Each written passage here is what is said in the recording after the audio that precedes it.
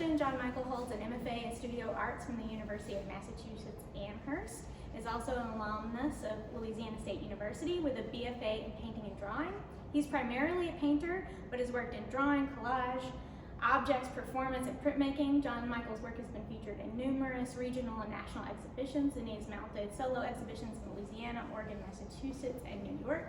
He's also been awarded several scholarships, the J. Kenneth Edmiston Memorial Scholarship and the Carl Thorpe Memorial Scholarship. That's our neighborhood one. Which I got too. His work can be seen in the pages of the Oxford magazine and many others.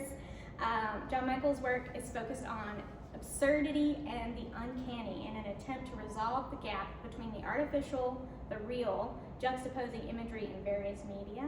He works as an academic advisor at SVA and is constantly painting, writing, and reading tarot cards in his spare time. So welcome, John Michael. Thank you, Davana. So we were just saying that, you and I have known each other quite a long time. And I wanted to kind of talk, the reason I brought your work to this exhibit is to talk about some of the notes of like nostalgia and queerness in the Southern landscape, like what that looks like growing up in the deep, deep South and how that has impacted your work. Okay, that makes sense. Well, thank you, ma'am. Thank you publicly for bringing me. This show is great, and I feel very honored to be the other artist in the show. The show is great. Very well curated, so Thank you. to Davana. Yeah, so like Davana says, I have a kind of diverse background. And as far as nostalgia goes, I collect images. I'm kind of a magpie in that way, where I'm like, ooh, it's shiny. Ooh, these are artists that I'm very interested in. So I kind of keep an archive of images that are just like, it's digital at this point. It used to be old school. I digitized my own archive of clips of performers, printmakers, photographers, movie stills, books. I was kind of a latchkey kid growing up. So like, I always say TV and media raised me, and it makes me kind of collapse a lot of juxtapositions of images together. So as far as nostalgia goes, all of my work comes from the past. I'm never interested in nostalgia for, remember the good old days, because growing up in the South, queer in the South, the good old days were not good for, who are they good for? Not for me, not for black and brown people, not for queer and trans people. So my imagery pulls from that. It to me, the juxtaposition of material, imagery, and lightheartedness is the nostalgia part for me. I like how I can take a serious subject and then use a silly material or a silly image to kind of yuck. And does that make sense? Yeah. So all of the work in this show kind of pulls from my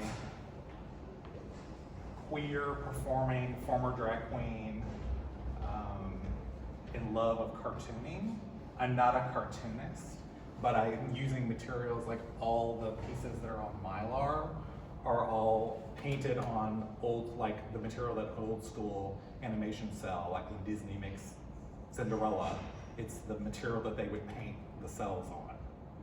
And so I'm interested in framing that as a still piece of its own. And as far as like the queerness goes, I'm a silly goose. I'm a very silly person. I like to think that I'm very serious. It's like the way I'm a study. I'm a forever student, and I'm trying to always learn.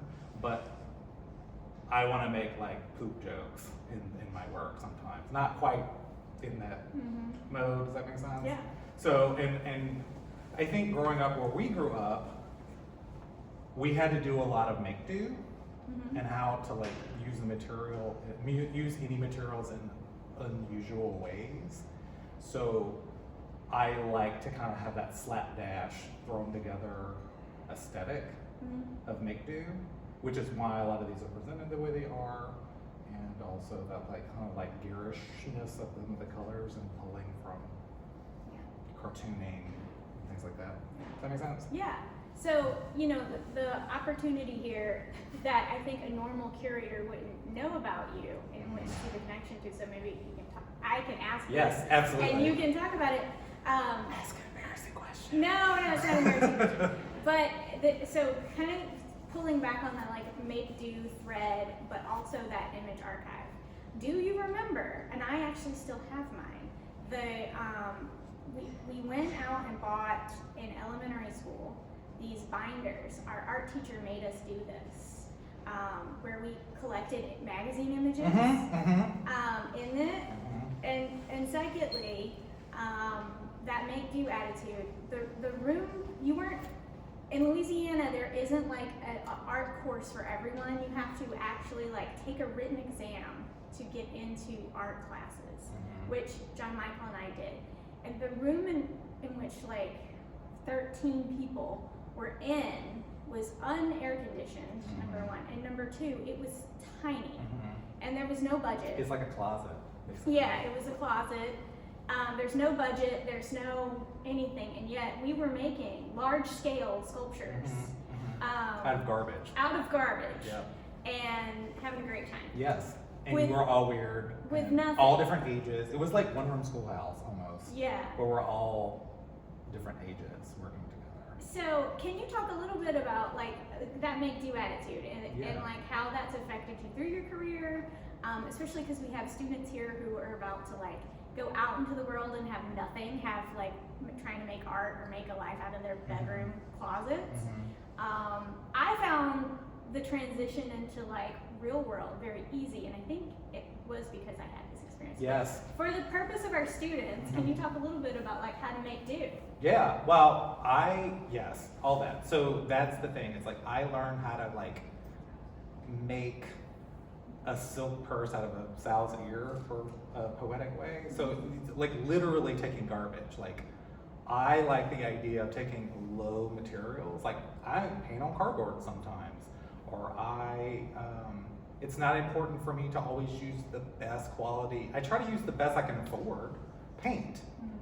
It's like, to me, sometimes I'm like, actually I really want craft paint. I like the viscosity of it. It's like watery and like, it doesn't always have to be, because as a teacher myself or as an advisor, students come to me and they're like, I have this idea, but I can't afford it. I was like, you have to learn how to make do. It's like this kind of like gritty, can-do attitude of what's the best I can do monetarily, but also my first instinct, and Davana could probably agree with this, when I'm making something is not to go to the art supply store. What do I already have? What can I scrounge, steal, or borrow? What material, I'm from the school of the material is the message, so the material you're painting on is just as important as the image that you're doing. So like if I was to paint on, like me going back to painting on Mylar, the Mylar is the message. I want it to hearken to the source material of animation or like old film or the plasticness of like buying a toy and the clamshell that comes in. I like that material, but like, would the images be different if it was like painted on paper or if it was painted on canvas? Like these are Mylar that are mounted to the canvas, and for years I was like, I hate canvas, because there's that whole history of like the history of painting. Like a painting is oil on canvas, but is it? Like to me, if there's paint in it, it's a painting. It could be a 3D sculpture, but it's still a painting. And I, like Davana, like when I transition to my professional practice, I walk right into it going, I already know how to be resourceful. And students, a lot of times it's like, art comes from the art supply store. It doesn't. It doesn't have to. It can, but why would I spend more money on it when I don't have to? I actually think the unusualness, it's like that idea of your weaknesses are your strengths. Your weaknesses are the poetics of your life. You know, it's like if you're dyslexic, use your dyslexia if you're a writer to like mush words together. I also think for me, I pull a lot from childhood, And what's so poetic and interesting to me about childhood is this. I was a weird kid. I was a very weird kid. And I can attest to this. yes, I was a very weird kid, and I was really interested in things that were like not normal. Like I like old movies, and people were like, "That's weird." And I was like gay and in a place that's not okay, and I was very flamboyant and didn't know that I was flamboyant because I was just being myself. But I was drawn to like girly things, and to me, like drawing cartoons was girly, and like color, like boys don't use pink, so now I'm like I want to put pink in everything, and like I think that that's important to like that slapdash. Gluing things together. Like, is it important for me to have work that will last forever? Not necessarily. You know, the ephemera of life, like we all die and go into the ground. Like, that's important to me. In that work, does that make sense? Yeah. Okay, like kind of moving on to like specifically process and referencing these works, can you tell us a little bit about them, kind of break down the imagery you're using and some of the process? Sure. So all these works are done on what's called Duralar, and it's made specifically for wet material, but it's like what they would make animation cells on. So I work primarily flat on a table. So all my artist friends are like, you create problems for yourself. I find that kind of fun to design my process where I have something to like fight against. I like that tension that happens in image making. So I lay a sheet of Mylar down on the table, make it as level as possible, and then I'll spray a layer of water over the surface and make like a puddle, and where it's making like a tension, a water tension on the material. And then I'll work with the water soluble crayon and ink and draw on top of the surface of the water. So there's the table, the substrate it's going to eventually be on, and then the water's on top. And as I do it, I let it dry and process, and as it dries, it fuses to the Mylar. So at a certain point, I can go in and take a rag or something and like draw out things that aren't working. I can completely blur it, take it off. I can scribe into it. Once that is to my liking, then I like an old school animation cell. There's the drawing, and then there's the inked part. That's the ink part. So then I affix that to the Mylar by spraying it with an acrylic sealant that fuses like a sandwich into the Mylar. Then I flip it over to the reverse, and then I back paint everything. So all the color in all of these is on the back side of the material. So if I was to take one of these, like, not the canvas ones, but the Mylar along, if I was to flip it up, it looks like it's like painting on glass. And so you have to think about it like a silk screen. Like you have to paint the back to front. So it kind of takes a certain level of like thought of like how I'm going to separate. It's like a color separation, like if you're doing a silk screen. And then sometimes I'll mount into things. So that's the process part. As far as imagery goes, so Davana knows this. Coming from Louisiana, I'm a witchy kind of person. I'm very airy-fairy. I read tarot, I like the Candle King, all that. I keep a pretty extensive dream notebook. And so a lot of my images come from that, as well as like overheard conversations. So I love to like people listen, and I'll hear bits and pieces of people's conversations that don't make any sense to me, and it makes me, or I'll see images and something will look like a doppelganger of something else. So that's kind of where a lot of the images come. So I'll like, there's an image way over that way of a Christmas tree stand and a foot, and it's because I live in New York City. I'm walking around right after Christmas, and there's like, everybody throws out their Christmas trees, and there's like all these Christmas tree stands, and people just stick stuff into them just as trash. And one day I'm walking and I see this like piece of wood or whatever stuck into this Christmas tree stand. It looked like a foot from like 30 feet. But as I got closer, it was just paper. And so then I'm like, oh, that's an image I need to like record. So that's kind of where that comes from. Like this watermelon. We grew up in the watermelon capital of the world. So they told us. They told us. Who knows if it's true? Yeah, that was the local lore. We're the biggest watermelon. Who knows if that's true? Right. Evidence is not important. So like our community stories. yeah, community bullshit, like community propaganda. Yes. So that's I was always like I want to make a painting of a watermelon, but I was like that's just boring.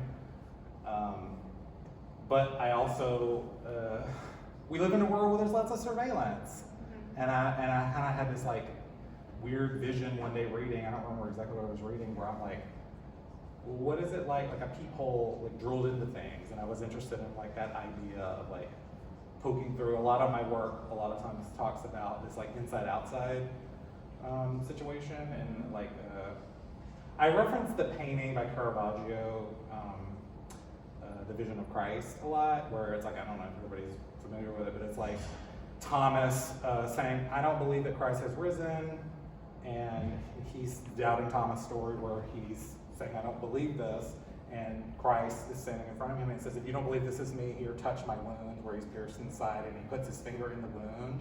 So like, to me, this is like a haha version of that in some ways, which I riff on in lots of paintings, so even though there's like an inside-outside, that's where that's coming from. But a lot of the material comes from like my childhood, like my grandparents I grew up in a house where my grandparents had, rural people are strange, and they collect things, which is also like hoarder mentality, because you never know when you're gonna need things. But they had like a hornet's nest that was like, no longer had hornets in it, and it was just like in their house. Which is a common thing where we, like, right. I have one in my house right now because I saw it. I was like, oh, and I didn't know this is my that heritage. makes sense. Am I I need surprised? to grab this hornet's nest, but yes, there are lots of hornet's nests in homes. Right, and also like for me, I'm kind of a poetic person in a lot of ways. So like, to me, this is like this idea of like this deactivated hornet on a swing, and like, if you didn't know it was deactivated, like if somebody swung it towards you, what are you gonna do? You're gonna like recoil. And I just like that, like that action in my background and performance. I think a lot about like if these were moving, what would be what's the viewer gonna get from this? So like that wham. So, and to me, I just think that's funny. I think it's not a visual joke necessarily, but it is massaging that surface. Does that make sense? Yeah. And okay, so this is another thing where you didn't mention this, and this is something I assumed that this work was about. But our school growing up had a yellow jacket and hornet problem. I hadn't even thought about that, but yeah. Subconscious. Subconscious, and yeah. when I say problem, I mean like regularly. Like swarms that would cover entire walls, and hives that were moving, and everyone was stung, multiple, but they still sent us out. Like, yeah, they would be like, you have to go out in this field. Like they would like, we have to evacuate the school, so then the bee people could come and like every day. And you could see, and it's like you ever watch an old cartoon where there's like a swarm of bees and they form the hammer and they're chasing after somebody? Yeah. It literally kind of looks like that when you see a big thing of, they do kind of come in this. And they were always on the playground. And it was always on the playground, and yeah, like, I've never thought of that, but that's exactly what that is. Yeah. See, Davana's in my brain. It was like an army training camp we got sent out to every day with these bees, or yellow jackets, or hornets, and they were always on the playground, and we were always getting stung. And I don't mean like a bee, I mean it would be like thousands. Yeah. And we just thought this was normal. Like we have a running joke with us and some other people that we grew up in the same place, that we like trauma talk. We tell stories like this, like, oh, this was so common, and then we tell people these stories, and everybody's like, what? Like, and it's funny. It's not funny, but humor always comes from darker places. So moving on from that, like, I'm glad we got there. Yeah. Because I think the story of all of us children running for our lives every day is hilarious. because actually a previous exhibit we had here was about like absurdism as a theme, as a concept. And where we grew up experienced a lot of economic hardship, and there was a lot of addiction, and before that, the Great Depression didn't even affect our area because the area was so impoverished already. And then we have families with hoarder situations, people who are growing all their own food and like cultivating, so they have to farm stuff. So you have this really kind of dark economic disparity, but the sense of humor and storytelling is prevalent there. And it kind of ties back to like the notion of it's so terrible, it's funny. Yeah. How do you talk about that? Like, what do you feel about the absurdism as a concept and how it gets in your work? Right. Well, yes. I always use the example of the old phrase "whistling in the graveyard," where we're all gonna die, and where we grew up, it was constant. It was like almost like growing up in the Depression, even though the Depression never really happened. Where like I could write a book probably on just like crazy death stories of like my parents. I talk to them all the time, and my mom will call and say, old lady such and such. You remember her? I'm like, oh yeah, what happened? She died, and then she tells me some Flannery O'Connor story. Horrible, like it's never just like, oh, she died in her sleep. It's always like she got hit by the bookmobile. It's like it's something crazy, and it's not funny. But when you grow up impoverished, you almost have to get a sense of humor to laugh, to not cry. So I'm always interested in that tension that's there, because I like to think I'm like a light, fun, smiley, upbeat person, but there's always this level of absurdist darkness that's under everything. And I think material choice wise for me, that's why I like that dance with the wet material, because I could just draw these and it would be way less of a pain in the butt. But I like that dance of like a fight. Like I always feel like I have to fight the material, which I'm sure my therapist would laugh at that and say, well, there's something to mine there. Yeah. Well, it's like absurdism, like writ large as a concept, and you'll see this in other absurdist art, has almost like a defeatist attitude, right? I feel like Southern absurdism doesn't have a defeatist attitude. I would agree with that. And so in that way, it's very different from like nihilism. It's so sad you have to laugh, but because you have to laugh, we can like move on. Right. It's like I'm gonna go back to cooking my gumbo. Yeah. It's like, well, this thing happened. What are we gonna do? And then now I'm gonna go. Yeah. Be like, where we're from, Louisiana has a dark past, and there's a lot of colonial bullshit that goes on, and still to this day. But also there is a sense of joy there, and I'm not an apologist for where I come from. I have a very mixed bag of feelings, but I would say that they do know how to have a good time, even in like times of like great struggle. It's like people dance at funerals. Yes. There's always this like celebration of life, even in darkness, which I always really appreciate. It's something I can say I carry with me. Yeah. Whether I intend to or not. Okay, so why don't we take a moment to move down to talk about some of these Mylar works. So we'll come this way. Ren, is that your keys?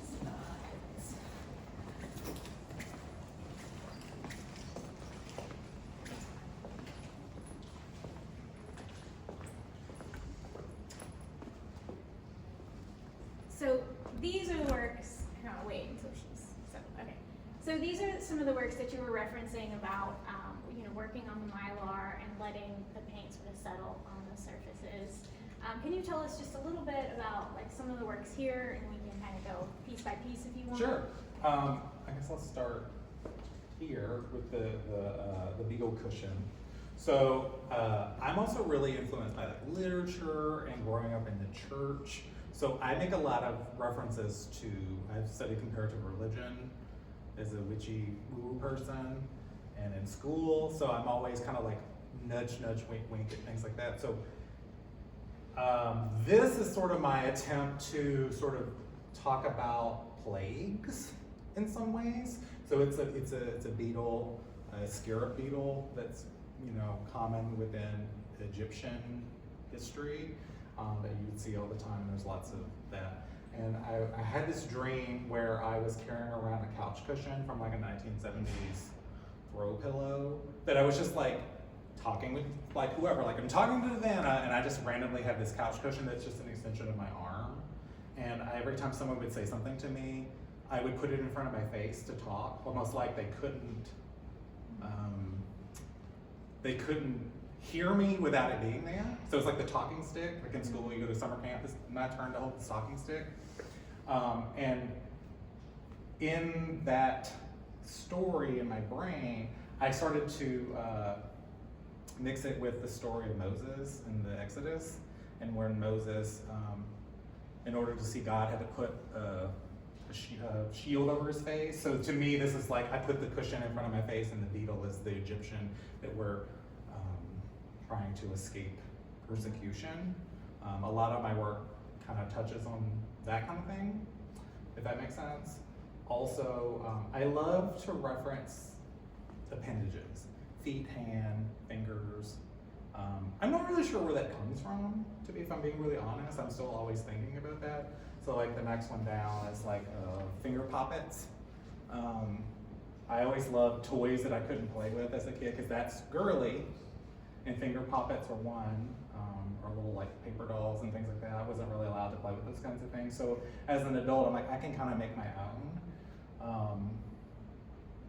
So that's kind of what I'm thinking about. And also I'm kind of a practicing, I always say a witch, but I'm very interested in energy. Mm-hmm. And that's also why I use the materials that I use. I'm a watery personality. I'm a Scorpio, so I like all that darkness. And so that's where a lot of the water references in my work come from, and why I tend to use water media and materials that really play up that like aquacious element of that material. Let's see. Going down to the swans, I also love paper ephemera and greeting, things that people are going to throw away. Ephemera, posters. I'm not a designer necessarily, but I like old Valentines, and I was kind of thinking about the coupling of the duality and juxtaposition of like finding your soulmate, and that they're going to be, or your doppelganger in some ways. Like I kind of like collapse a lot of that together. So that's kind of what that is, and they're coming out of this like board or this piece of wood, because we're also from a place where everybody does taxidermy. So everybody has like taxiderm animals in their house, and I didn't have a swan, but my grandparents had a taxiderm bobcat. It was huge, and it was like in front of their fireplace, and if you didn't know it was in there, it looked very real, because it was real at one time, or alive. And I like that idea of like flipping on the light and there's a bobcat in the room, and it would scare the hell out of you. But I like the idea of it being like a not threatening creature. And I thought, what's the least threatening thing I could think of that represents sort of like love? And so it was the swans, which is funny if you've ever actually been around a swan. They're like the most ornery, horrible creatures ever that will attack you in a heartbeat. But I like that they're like associated with like love and like coupling. Mm-hmm. So it's like, so again, it's playing with that tension of like, we're looking for love, but also love as will cut you. So that's sort of that image. I also like, I find I reference a lot of like novelty toys. Mm-hmm. So like the next one down is one of those big foam fingers you get at like football games with a cherry on the tip. Mm-hmm. And this idea, again, it's like going to that touching of wounds. Yeah. And like the pseudo-sexual nature of penetration in biblical art, and that's kind of what that is. It's like, yay, rah, rah, God, cherry, you know, of taking and wink, wink, nudge, nudge of, because in religion you talk a lot about procreation, and it's sort of like that idea, you know, in a very like veiled way. Because I'm never really interested in like telling a story. Like I'm not an illustrator. I kind of wish I was sometimes. But I'm a storyteller, but I'm not like illustrating like a story. Yeah. So I like that people can just go, oh, I know what this is, and they can just enjoy it as a still image. Okay, we're kind of wrapping up here, but one piece I wanted to talk about before we left, and we might have to move the camera again to get to it, is this dish, the double egg record player, which is one of my favorites. Can you just talk a little bit about, actually, these two pieces? Very, the alligator. Yeah, very Louisiana to me. And I know that this dish has its place in a lot of other cultures, but in our lives, this was king. Yeah, it's like this dish. Yeah, it's always the food of funerals, recreation, and celebrations are all the same in Louisiana. Like, there's not like a dish that you only have at a wedding. Like, you have the same food at a wedding that you have at a funeral. And the deviled eggs is a big one. My mom would always make them, and I always loved them.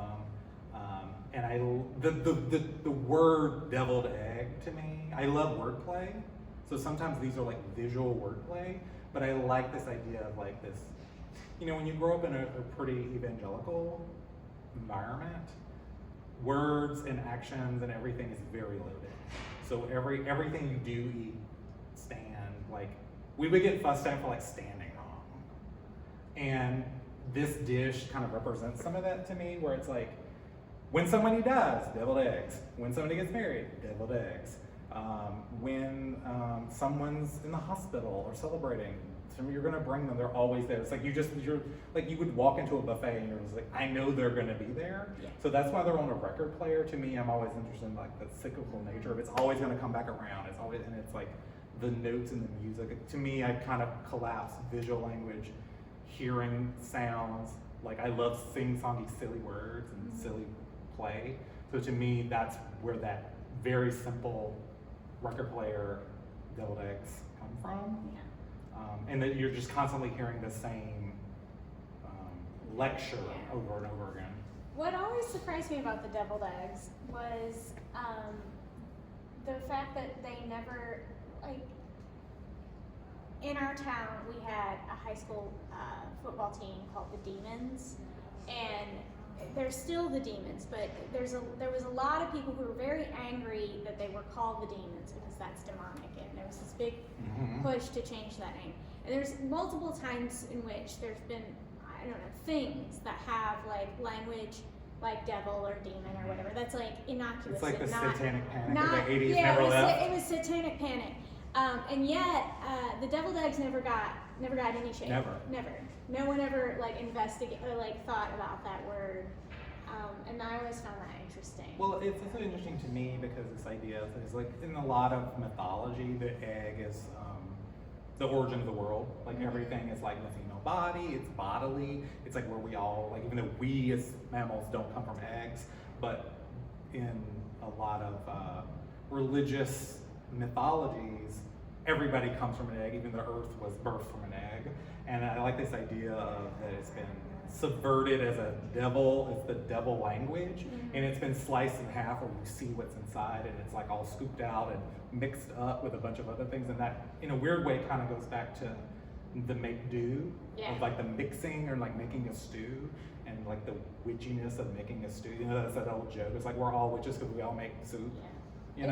It's also contentious. So, different families had different recipes, and other families would malign one family via their deviled eggs. Like, oh, she puts raisins. She puts raisins in her potato deviled salad. eggs. She puts this type of Miracle Whip in her deviled eggs, or not the right. And that's sacrilege. It's everything sacrosanct. And it's a clutch your pearls kind of situation of like the wrong ingredient. Is, well, it's also but that's visually. I like that it's also like a dance. Like when you're looking at this, there's like way your eye can move around, and that it's all these little figures that are like almost stand-ins for people, and they're all a little different. They all have a little sprinkling of something, but they're never like equally scooped out. They're never equally like speckled with paprika or whatever. And this idea that it's like a ballet and moving on, and there's all. If you don't grow up in the South, and I don't like going like the North is this way, the South is this way, but in general, when you grow up in the South, there's a lot of things that are understood culturally. Now, all of that comes from a very malign, malignant place of slavery, and that everybody had to learn to be polite, please and thank you, because people would get murdered if you didn't say please and thank you to the right people. And so imagery in that way is very loaded for me. So it's something that could seem very innocuous to somebody, like a food item. There are foods that certain people of color couldn't eat, or certain levels of society couldn't touch because either they couldn't afford it or it was seen as dietary restrictions for whatever reason. So that's why food plays a big part. And I'm also kind of a foodie. My partner and I cook all the time. We experiment with food. And so it plays into my work a lot because it just lives in my brain. And it's the same thing with the alligator cake. Where we're from is alligator country, and there were people that had alligator heads in their house. I have one in my house right now. And so like this taxidermy alligator head, and you would always see it in the weirdest places. Or you go into a store randomly, it would be like a grocery store or like a thrift store, gas station, and you just be like walking, and all of a sudden there's like a shelf, and it'll have like bread, and they just stuck an alligator there because they're like, we're decorating. And not just the head, like the whole body. Yeah, so I like this idea of like cake being celebratory, because it's celebratory, and then this the one down behind Savannah, the pudding, celebratory foods, but with this like malign thing on top of it, and this gaping mouth. And you know, when I was much younger, I was very interested in artists like Francis Bacon or Goya, and like them having this like grotesque dance of the like plague art was really, I'm always really interested in book. Like, we worked in the library together. Like book plates are really interesting to me, and lithographs. And my dad wrote for the local newspaper, so like newspaper clippings are really interesting to me. Of like, and he was also the person that took. He was a part-time newspaper, and then he also was a sheriff's deputy. So he was the person that took the pictures at crime scenes. So we had like a cabinet in our house that were like pictures of crime scenes, and of course me and my sisters would go and look at them. So I saw lots of messed up stuff that I wasn't supposed to see. So like there's this, it would be like one folder would be wedding photographs, and then ones would be like murder scenes, and so like my archive pushes all that tension together. And I just like food, and like food is the thing we all do, and in the South, food is love. Mm-hmm. And, Absolutely. but also, there's a huge obesity problem in the South, and like so there's that tension that's always there. Anybody have any questions? Yeah. I'm gonna ask first, and I can. This is a I love the movement that created by the process, and it looks like you are thinking of an imagery in your head and how is it forming. So I love that you capture that process, the level of sort of the different style kind of come together as well. Is the scale? How did you pick the scale? Because also composition, right? They are all in the center of the frame. So is that important?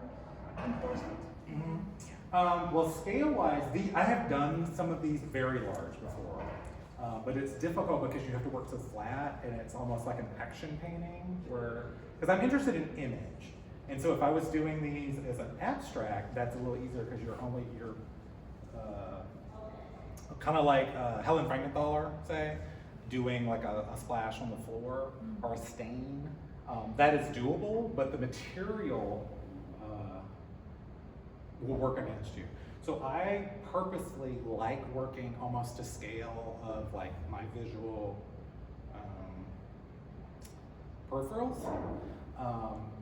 And also like, you know, sometimes scale is like storage and things like that, but also I like that they're kind of poster size, like a smaller poster that you would see, and that they're approachable is important to me. And as far as like the movement of things, that's why I love this material, because it looks like they're like fluttering almost. And I've installed different ones that are similar to these in space where they're away from the wall, where the light shines through them, because all the light in all of these is the wall behind it. So like that, like the light play, and like it's almost like stained glass or otherworldly in some ways.